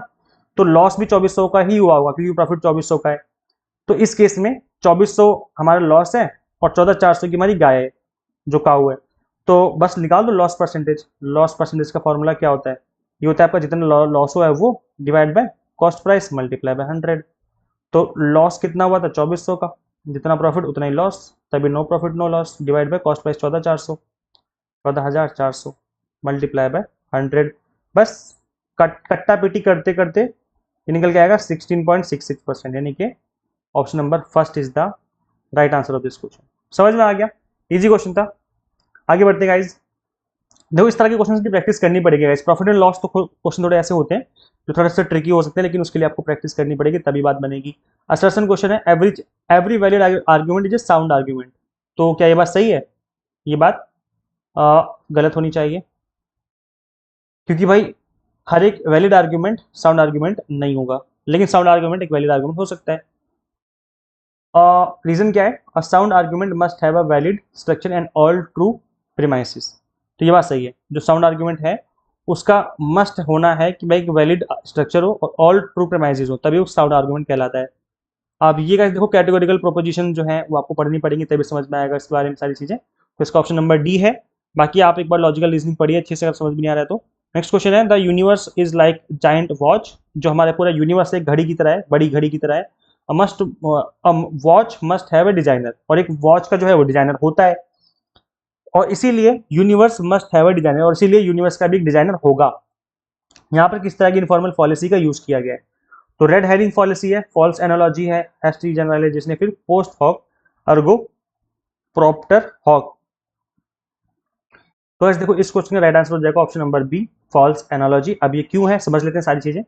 रेड हेरिंग में क्या होता है गाइस, कि जब आप किसी का ध्यान भटकाने की कोशिश कर रहे होते हो, कि सपोज करो आपने किसी नेताजी से पूछा कि नेताजी नेताजी एक क्वेश्चन का जवाब दीजिए भाई, कि हमारे देश में इतनी बेरोजगारी क्यों है, या हमारे देश में इतनी महंगाई क्यों है, बताओ आंसर दो। तो उन्होंने इस क्वेश्चन का आंसर करने के बजाय ये कहना शुरू कर दिया कि भाई पिछले 70 सालों से जब से देश आजाद हुआ है, बाकी गवर्नमेंट ने कितने रोजगार दे दिए, या कितने इन्फ्लेशन कम कर दिया, कितनी महंगाई कम कर दी। तो आप अपना तो आंसर नहीं दे रहे हो, दूसरे का दिखाने लग गए, मतलब ध्यान भटकाने की कोशिश कर रहे हो। तो एज ए ऑडियंस हमें लगता है कि हाँ यार बात तो सही बोल रहा है वो, पिछले 70 साल में हमने क्या ही कर लिया, तो पिछले 10-20 साल में भी हम क्या ही कर लेंगे। तो बात तो सही बोली जा रही है, लेकिन नहीं, यही गलती है। यहाँ पर पॉलिसी का यूज करा जा रहा है, और यहाँ पर नेता नगरी में पॉलिटिक्स में रेड हेरिंग का बहुत जबरदस्त तरीके से यूज किया जाता है ना। तो ये है, तो रेड हेरिंग में क्या होता है, ध्यान भटकाने की कोशिश की जाती है, और आपने देखा कि यहाँ पर ध्यान भटकाने की कोशिश नहीं की जा रही है इस क्वेश्चन में। नेक्स्ट है आपका हैस्टी जनरलाइजेशन। इसका मतलब होता है कि एक छोटे से सैंपल से आपने पूरे बड़े से पॉपुलेशन का रिजल्ट ड्रॉ कर दिया, मतलब जनरलाइज कर दिया चीजों को। जैसे एग्जाम्पल के तौर पे कि एक हॉस्टल है, एक बॉयज हॉस्टल है, कॉलेज यूनिवर्सिटी का बॉयज हॉस्टल है। वहां पर 4 बच्चे बहुत उद्यमी, बहुत शरारती हैं। वो किसी का कहने नहीं मानते, कुछ भी समझा लो। पढ़े लिखे बच्चे, ग्रेजुएशन कर रहे हैं, और फिर भी कहना नहीं मानते। मतलब सड़क पे जाके उत्पाद मचाते रहते हैं, लड़कियों को छेड़ते रहते हैं। तो अब क्या है कि वहां पर आसपास के लोग अगर ये कहना शुरू कर दें कि भाई ये हॉस्टल ही बुरा है, ये हॉस्टल ही गंदा है, इस हॉस्टल के बच्चे बहुत बदतमीज होते हैं, तो क्या ये बात सही है? ये बात बिल्कुल गलत है, क्योंकि उस हॉस्टल में तो 1000 बच्चे रहते हैं, और उन हजारों का नाम बदनाम हो रहा है इन 4 की वजह से। मतलब 996 बच्चों को आप गलत नहीं बोल सकते, वो बच्चे बहुत शरीफ हैं, बहुत अच्छे से स्टडी कर रहे हैं, कोई दिक्कत नहीं उनसे। तो इसको कहा जाएगा हैस्टी जनरलाइजेशन। मतलब जब आप छोटे से की वजह से पूरे कोई गलत कहना शुरू कर दो, है ना। ऐसे इंडिया में देखो अपने मतलब बहुत ही दुख के साथ ये कहना पड़ रहा है कि ऐसी चीजें हो रही हैं कि भाई किसी जाति विशेष को लेकर के हम क्या करते हैं कि अगर कुछ लोगों ने गलत कर दिया काम, तो हम कहते हैं ये सब ऐसे ही हैं। फिर किसी दूसरी जाति विशेष में अगर वही सेम काम हो जाए, 4 लोग गलत कर दें कुछ काम, तो हम कहते हैं सब वैसे ही हैं, जबकि सब वैसे नहीं है भाई। सब बहुत अच्छे इंसान हैं, हम ह्यूमन बीइंग हैं, हमें गॉड ने पैदा इसलिए किया था कि हम गॉड को याद करें और उसका शुक्रिया करें, मतलब उसको थैंक्स बोलें कि आपने हमें लाइफ दी, और हम अच्छे अच्छे कर्म करें, एक दूसरे की हेल्प करें। तो ये एक अच्छा काम होगा, अच्छी डीड होगी गॉड को थैंक्स बोलने की। लेकिन हम क्या करते हैं, आपस में ही लड़ते झगड़ते रहते हैं, जो कि बहुत गलत चीज़ है। तो ऐसे हमें बिल्कुल नहीं करना चाहिए। प्रेस्टिज जनरलाइजेशन जो है वो हम लोग बहुत जनरली कर देते हैं, बट ऐसा करना नहीं चाहिए, बिल्कुल भी नहीं करना चाहिए। नेक्स्ट आपका पोस्ट हॉक अर्गो प्रॉप्टर हॉक। इसमें क्या होता है गाइस कि इसके अंदर हम लोग जब कोई इवेंट ऑलरेडी हो चुका होता है, और उसके हम कॉज एंड इफेक्ट की बात कर रहे होते हैं। जैसे यहाँ पर आग जल रही है और आग से धुआं उठा, तो हमने कहीं दूर से देखा कि भाई जो है इवेंट बी हो रहा है, मतलब धुआं उठ रहा है, इसका मतलब इवेंट ए हुआ होगा, मतलब आग लगी होगी, है ना। इसको कहा जाएगा पोस्ट हॉक अर्गो प्रॉप्टर हॉक करके एक पॉलिसी होती है। तो इसमें मतलब हम एक दूसरे की से कनेक्ट करने की कोशिश कर रहे होते हैं। तो ऐसे देखो फॉल्स एनालॉजी में यही होता है कि हम सेम टू सेम दिखने वाली चीजों को गलत तरीके से एनालॉजी कर लें, तो वो चीज जो है वो गलत हो जाएगी। जैसे एग्जाम्पल के लिए इसका भी मैं एग्जाम्पल दे देता हूँ कि हम ये बोलें कि भाई हम जो क्रिकेट खेलते हैं, जो गली मोहल्ले में क्रिकेट खेलते हैं, वो खेलते हैं रबड़ की बॉल से, रबड़ की बॉल से खेलते हैं। लेकिन जो ओरिजिनल क्रिकेट खेला जाता है इंटरनेशनल लेवल पे, तो वो तो रबड़ की बॉल से नहीं खेला जाता, वहां तो बॉल का लेवल ही अलग होता है। तो अगर हम इसको आपस में ही रिजल्ट ऐसे बना दें कि भाई मैं तो गली में चौके छक्के मारता हूँ, इसका मतलब मैं इंटरनेशनल मैच में भी चौके छक्के मारूंगा, इसका मतलब ये फॉल्स एनालॉजी हो रही है। ऐसा नहीं हो सकता, मतलब हो सकता है लेकिन जरूरी नहीं कि ऐसा हो, है ना। तो यहाँ पर भी वही चीज बोली जा रही है कि भाई जो जाइंट वॉच है, तो वो अगर वॉच का डिजाइनर कोई है, इसका मतलब ये जरूरी नहीं कि यूनिवर्स का कोई डिजाइनर ही हो। तो यहाँ पर इस तरह की पॉलिसी का यूज किया जाता है जो कि फॉल्स एनालॉजी है। Next question. नेक्स्ट क्वेश्चन पे बढ़ने से पहले मैं बता दूं कि जब ये पॉलिसीज की बात करते हैं, इस तरह के एग्जाम्पल दिए जाते हैं जहाँ पर चीज़ों को ईजी बना के समझाया जा सके। अगर किसी की भावनाएं आहत हुई हैं मेरे एग्जाम्पल से, तो गाइस फॉरगिव मी, क्योंकि एज ए टीचर हम कोशिश करते हैं कि आपके लिए ईजी से ईजी एग्जाम्पल बना के समझा सके। जैसे मैंने ऊपर अभी लव का एग्जाम्पल समझाया था, ताकि आपको टाइप 1 टाइप 2 एरर याद हो जाए। या कई बार मैं दाल चावल का एग्जाम्पल समझा देता हूँ जब मैं कोई टी टेस्ट या जेड टेस्ट करवा रहा होता हूँ, ताकि चीज़ें ईजिली समझ में आ जाए। ऐसी मैं एक रियल लाइफ एग्जाम्पल लेकर के मैंने ये आपको पॉलिसी समझाई है। बट एज ए स्टूडेंट अगर आपको कुछ गलत लगा, बुरा लगा है, तो forgive me. Next question, question number 33। Arrange the following term in order of increasing intention. अब यहाँ पर इंक्रीजिंग इंटेंशन की बात की जा रही है। तो वैसे देखो यहाँ पर अगर देखोगे ध्यान से, तो आपको कई बार ना क्वेश्चन एग्जाम में सॉल्व हो जाएगा, अगर आपको नॉलेज नहीं तो भी आपका सॉल्व हो जाएगा क्वेश्चन। अगर आप ऑप्शन देखेंगे तो यहाँ से पता चलेगा कि स्टार्टिंग में जो ज्यादा बड़े लेवल पे चीजें यहाँ पे हैं वो क्या है, लिविंग बीइंग है। फिर उसके बाद हम थोड़ा सा और स्पेसिफिक जाएंगे तो हो जाएगा एनिमल। लिविंग बीइंग में तो सारी आ गए ना, मतलब इंसान, जानवर, पेड़ पौधे सब आ गए। फिर उसके बाद लिविंग बीइंग के बाद जो है एनिमल आ जाएगा, और एनिमल के बाद आ जाएगा स्पेसिफिक, और स्पेसिफिक जाएंगे तो डॉग आ जाएगा, और डॉग में भी और स्पेसिफिक जाएंगे तो आपका गोल्डन रिट्रीवर आ जाएगा, जो कि एक प्रजाति होती है कुत्तों की, है ना, डॉग की। तो ये हो जाएगा आपका BADC, यानी कि ऑप्शन नंबर फर्स्ट हो जाएगा राइट आंसर। समझ में आ गया? चलो गाइस नेक्स्ट पढ़ते हैं नेक्स्ट क्वेश्चन। इसमें बोला जाता है according to the Buddhist school of philosophy which of the following are only two valid प्रमाणाज। तो गाइस बुद्धिस्ट फिलोसफी के हिसाब से कौन से 2 प्रमाणाज जो हैं वो एक्सेप्ट किए जाते हैं, ओनली 2 ही एक्सेप्टेड है यहाँ पर। तो ये होते हैं आपके प्रत्यक्ष और अनुमान। अब गाइस देखो तरह तरह की फिलोसफी है, किसमें कितने प्रमाणाज एक्सेप्टेड हैं रिजेक्टेड हैं, हम बात कर लेते हैं एक बार। ये देखिए गाइस आपकी स्क्रीन पर आ चुका है ये। तो यहाँ पर हम देख लेते हैं चरवाक में केवल एक ही प्रमाणा को एक्सेप्ट किया गया है, याद रखना परसेप्शन है वो, ओनली परसेप्शन। बुद्धिज्म एंड वशिष्ठिका में केवल 2 ही प्रमाणास को एक्सेप्ट किया गया है, वो है परसेप्शन एंड इन्फेरेंस। संख्या एंड योगा में 3 प्रमाणास को माना गया है, verbal testimony, inference and perception को। न्याय फिलोसफी में 4 को माना गया है, perception, inference, comparison and verbal testimony को। तो गाइस ये याद कर लीजिए बिकॉज इससे रिलेटेड कई बार क्वेश्चन एग्जाम में बन जाते हैं। नेक्स्ट क्वेश्चन है कि प्रभाकरा स्कूल ऑफ मीमांसा रिकॉग्नाइज हाउ मेनी प्रमाणास। तो भाई इस फिलोसफी के अंदर बताओ कि कितने प्रमाणास को रिकॉग्नाइज किया गया है। तो इसका आंसर हो जाएगा 5, ऑप्शन नंबर बी। इसको भी गाइस समझ लेते हैं एक बार फटाफट से। तो इसके अंदर जो है आपके आते हैं 5 प्रमाणास, वो कौन कौन से हैं? वो है आपके प्रभाकर स्कूल रिकॉग्नाइज 5 प्रमाणास, प्रत्यक्ष, अनुमान, शब्द, उपमान, अर्थपट्टी।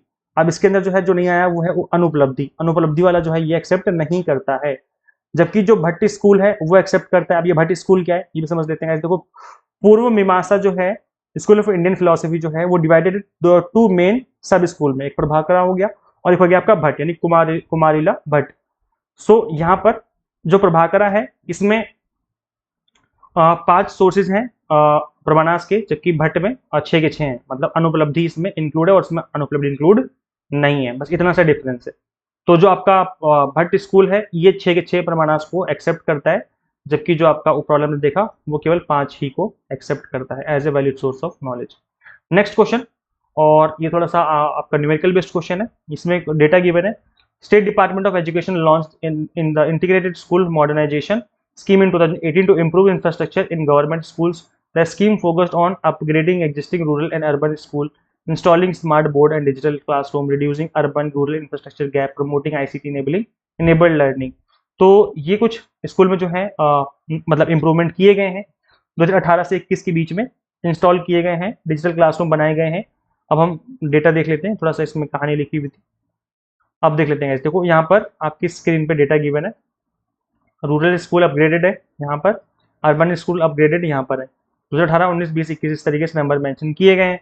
चलो गाइस अब हम देख लेते हैं। अब गाइस देखो मुझे लग रहा है क्वेश्चन नंबर फर्स्ट जो है वो 36 जो है वो ड्रॉप हो जाएगा, ड्रॉप हो सकता है, ऐसा कंफर्म नहीं हो ही जाएगा, क्योंकि इस क्वेश्चन में जो ऑप्शन है वो गलत है, और अगर ऑप्शन सही निकालने की कोशिश करते हैं तो फिर क्वेश्चन गलत हो जाएगा। क्यों? क्योंकि अगर हम क्वेश्चन में बोला गया है that percentage increase in digital classroom from 2018 से 21, 2018 से 21 का पूछा गया कि भाई जो परसेंटेज इंक्रीज है वो कितना है। अब हम क्या करेंगे, दोनों को ऐड करेंगे, क्योंकि यहाँ पर मेंशन नहीं किया है कि रूरल की बात कर रहे हैं फिर अर्बन की बात कर रहे हैं, तो हम दोनों को ऐड करेंगे और यहाँ पर भी दोनों को ऐड करेंगे। परसेंटेज इंक्रीज की बात कर रहे हैं ना कि कितना इंक्रीज हुआ है, तो क्या होता है भाई दोनों वैल्यूज में जो डिफरेंस है, हम दोनों को ऐड किया, एक 400 आया, एक 760 आया, इनको ऐड किया तो 400 आया, पहले वाले में 450 आया, फिर इसमें आ गया 760 है ना। और उसके बाद हमने क्या किया, जो डिफरेंस है दोनों का वो हमने ऊपर रखा 360 और डिवाइड कर दिया 400, यानी प्रीवियस वैल्यू से डिवाइड कर दिया। ये तो किया था हमने पिछले थोड़ी देर पहले भी। तो 90% निकल के आया, जो कि ऑप्शन में 90% गिवन ही नहीं है। तो इसलिए मुझे लग रहा है क्वेश्चन गलत है, क्योंकि एक दिक्कत और है कि अगर हम केवल अर्बन स्कूल का निकालते हैं कि भाई कितना अपग्रेड किया गया है, परसेंटेज इंक्रीज पूछी गई थी ना, तो 150 से 260 पे आ गए हम, है ना, इतना इंक्रीज हो गया। तो डिफरेंस जो है वो हमने निकाला यहाँ पर। अगर आप इसका डिफरेंस निकालेंगे 260 का 150 के साथ और डिवाइड कर देंगे 150 से, मल्टीप्लाई कर देंगे 100, तो निकल के आएगा 73.33। तो ये फिर मैच कर रहा है ऑप्शन नंबर बी। लेकिन ये मैच तो तब करेगा ना जब क्वेश्चन में बोला होगा कि भाई अर्बन स्कूल का निकालो। अब क्वेश्चन में तो बोला ही नहीं अर्बन स्कूल का निकालो, तो क्वेश्चन के हिसाब से तो हमें पूरे का निकालना चाहिए, तो फिर पूरे का निकालेंगे तो फिर ऑप्शन मैच नहीं कर रहा है। और अगर आप अर्बन का निकालते तो ऑप्शन तो मैच कर रहा है, बट क्वेश्चन में गिवन नहीं कि अर्बन का निकालना है। तो इसलिए मुझे लग रहा है ये क्वेश्चन ड्रॉप होना ही चाहिए। बाकी आपका क्या मानना है मुझे कमेंट सेक्शन में बताइए। मैंने इसका हिंदी वर्जन भी देखा था, उसमें भी सेम क्वेश्चन गिवन है ना, देखो लिखा भी ये रहा क्वेश्चन सेम आपके सामने। तो हिंदी में भी कोई अलग से गिवन नहीं है, हिंदी में भी सेम टू सेम गिवन है। नेक्स्ट क्वेश्चन है, इन विच ईयर, देखो कितना इजी क्वेश्चन है ये, in which year was the highest gap between rural and urban school upgrade, किस ईयर में सबसे ज्यादा अपग्रेड देखने को मिले हैं। तो अगर आप देखेंगे डिफरेंस किस ईयर में सबसे ज्यादा, तो ये जो है आपका 2021 वाला ईयर निकल के आएगा, ऑप्शन नंबर डी, है ना।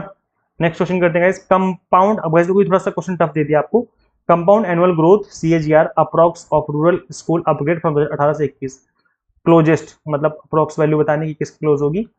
कैगर निकालना है, कंपाउंड एनुअल ग्रोथ रेट 18 से 21, वो भी किसमें, रूरल में। तो 18 से 21 मतलब 2050 से 500 तक आप आए हो रूरल में, तो बताना है कि कंपाउंड एनुअल ग्रोथ कितनी रही है। अब इसका एक फॉर्मूला होता है जो कि आपको जानना चाहिए।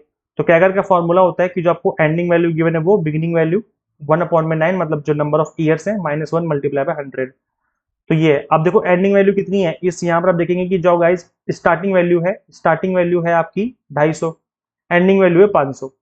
तो बस वैल्यूज में पुट कर देना है, 500 आ जाएगा ऊपर, 250 आ जाएगा नीचे, और 3 साल का है। 18 से 21 पूछा गया है ना, तो निकालो 18 से 19 में 1 साल, फिर 2 साल, फिर 3 साल। तो 3 यानी कि एन की जो वैल्यू 3 है, 3 हो जाएगी यहाँ पर। तो बस कुछ नहीं करना है, वैल्यूज पुट कर देना है। 500 पर में 250, 1/3 -1 मल्टीप्लाई बाय 100। इसको सॉल्व करेंगे तो निकल जाएगा 25.99 के आसपास। तो हो जाएगा आपका 25.99 का मतलब है कि आपका हो जाएगा ये ऑप्शन नंबर बी होना चाहिए, है ना। तो बाकी ये होना तो चाहिए, बाकी आप मुझे बताओ कि क्या ये सही है। नेक्स्ट क्वेश्चन है आपका, the data shown above is best classified as. Guys दो आपको जो डेटा ऊपर गिवन है वो कैसा है, देखो एक तो डिस्क्रीट वैल्यूज है और ऊपर से टाइम सीरीज है ये, क्योंकि टाइम के साथ बढ़ रही है ना, टाइम के साथ आपको डेटा गिवन है कि टाइम के साथ कितना चेंजेस, कितने बदलाव हुए हैं।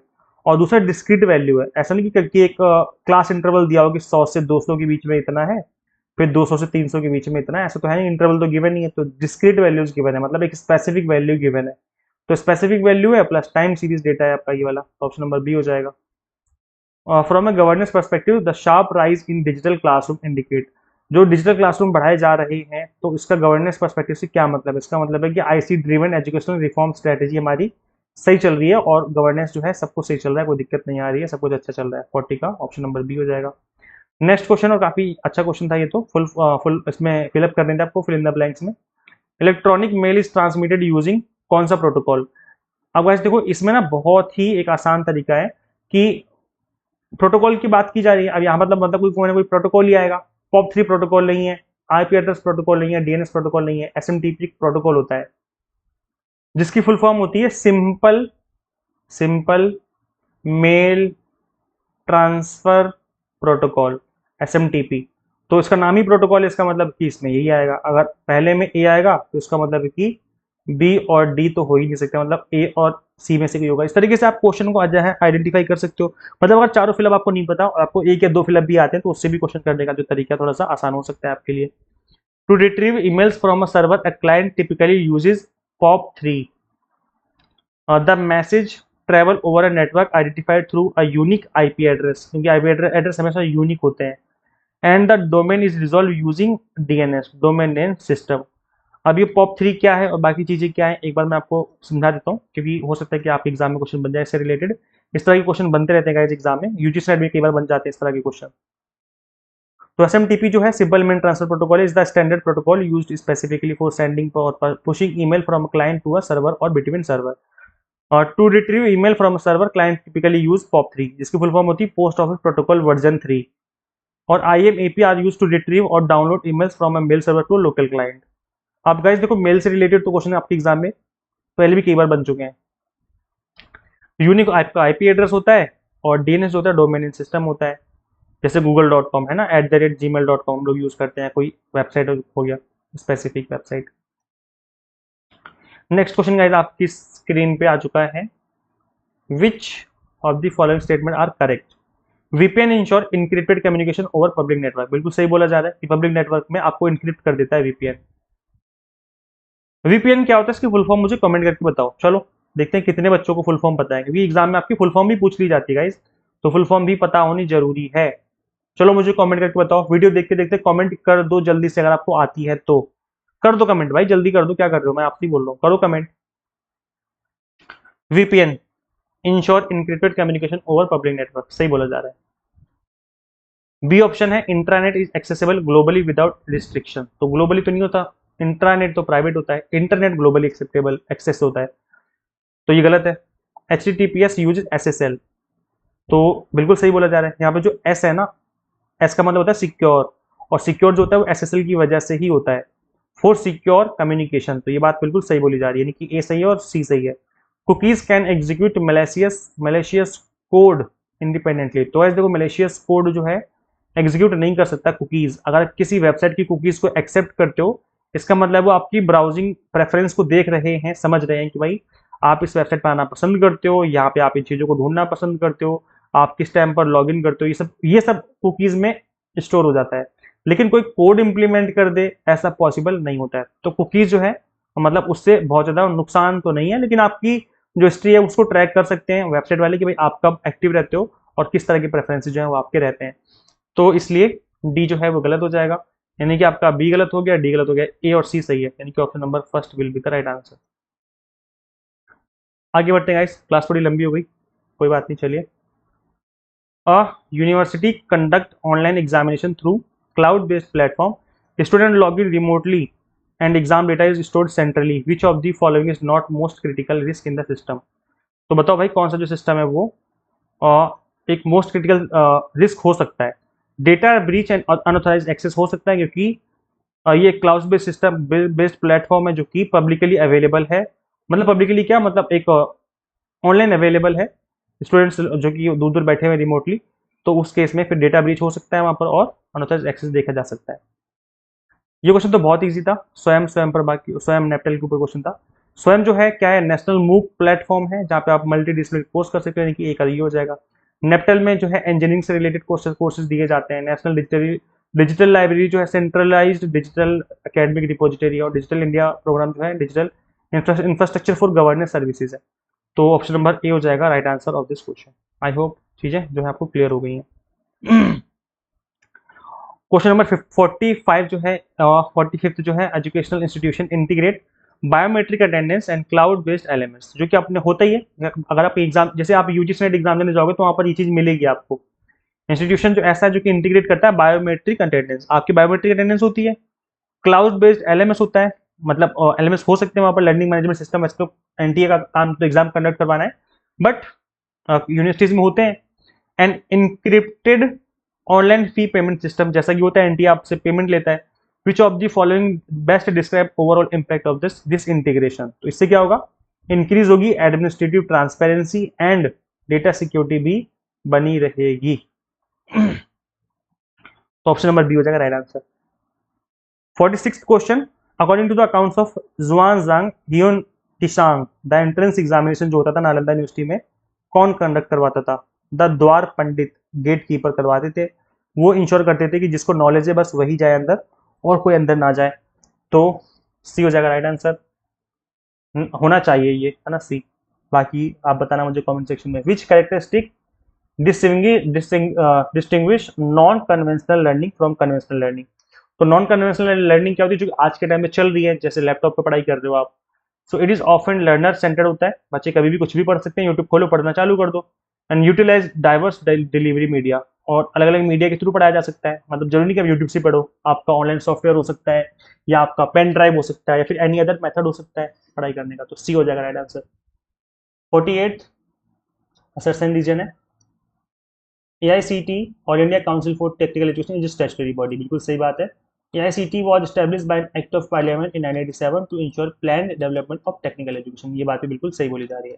वैसे मैं एक बात यहाँ पर मेंशन कर दूं कि ये दोनों बातें सही तो है, लेकिन AICT जो है 1945 में बनाया गया था, लेकिन तब वो स्टैट्यूटरी बॉडी नहीं था। देखो बोला गया ना, एक्ट जो बना है by an act, established by an act का मतलब है कि जब एक्ट ही बना दिया गया पार्लियामेंट से, तब बना 1987 में। तब बिल्कुल सही बोला जा रहा है कि AICT तो 1945 में बन गई थी, बट जब एक्ट के थ्रू उसको स्टैब्लिश किया गया, रिकॉग्नाइजेशन दिया गया है, वो 1987 में दिया गया है। तो यहाँ पर दोनों स्टेटमेंट सही है, और इस क्वेश्चन का right answer option number A हो जाएगा, वो बिल्कुल करेक्ट आंसर।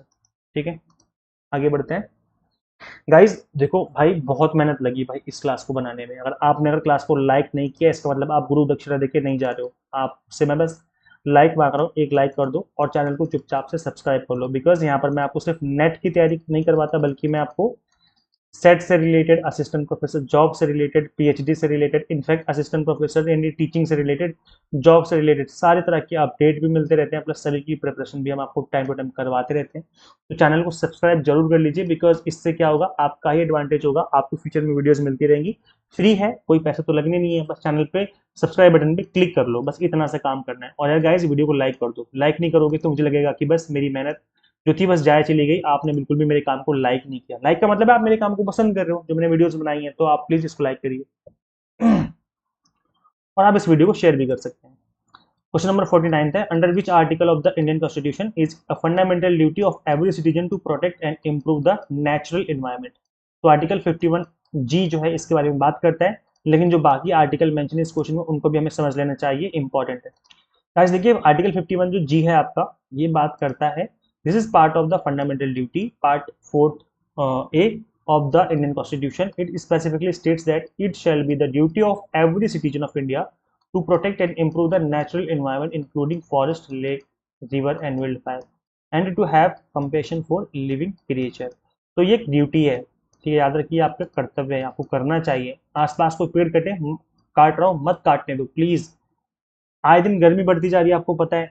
इनफैक्ट हमें नए पौधे भी लगाने चाहिए। अगर आपके घर में कोई पौधा नहीं तो प्लीज मैं आपसे सभी से रिक्वेस्ट करूंगा कि कम से कम एटलीस्ट एक अपने नाम से और एक अपने मम्मी पापा के नाम से कम 2 पौधे अपने घर में जरूर रखें। छत पे, बालकनी में, कहीं भी रख सकते हो। और आपका घर का भी काफी बड़ा है, या फिर आप थोड़ा सा इस ऐसा घर है जिसमें आप लगा सकते हो पेड़ पौधे, तो आप पेड़ लगाइए उसमें, बहुत अच्छा रहेगा आपके लिए, आपके आने वाली जनरेशन के लिए। आर्टिकल 21 जो है बात करता है focus on the right to life and personal liberty. ये काफी इंपॉर्टेंट सेक्शन है। While the supreme court has interpreted this to include the right to clean environment, मतलब हमारा अधिकार है क्लीन इन्वायरमेंट। देखो हमारा अधिकार है ये। अब हमारे इंडिया में क्लीन इन्वायरमेंट नहीं है, बहुत ज्यादा पॉल्यूशन रहता है, लेकिन हमारा अधिकार है clean environment. It is a fundamental right, not a fundamental duty. इसके अलावा आर्टिकल 48 ए जो है वो क्या है, this is a directive principle of state policy, it mandates the state to protect and improve the environment rather than being a duty for individual citizen. Article 300 A कहता है deals with the right to property, stating that no person shall be deprived of their property save by authority of law. तो ये कुछ articles हैं जिससे related अभी आपसे question पूछा गया था। लास्ट क्वेश्चन करते हैं आज का। देखो गाइस, एनईपी 2020 के अकॉर्डिंग एचईसीआई जो आ रहा है, higher education council of commission of India, इसके 4 वर्टिकल हैं। अब बताने कि कौन सा इसमें वर्टिकल नहीं है 4 वर्टिकल्स में से।